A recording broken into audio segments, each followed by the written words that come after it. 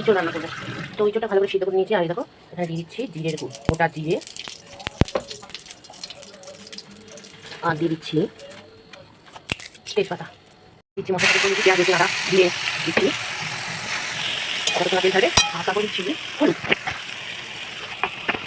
ঝাল লাগবে। তারপর দিয়ে দেবো নুন,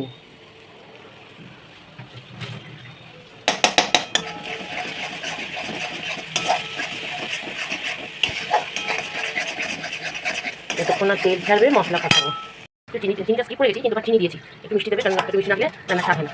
তো সেই মশলাটা ভালো করে ফুটুক, তারপরে দিয়ে দেবো ইঁচড়টাকে। আর দেবো ইঁচড়টা, কারণ ইঁচড়টাকে ভালো করে কষাতে হবে না।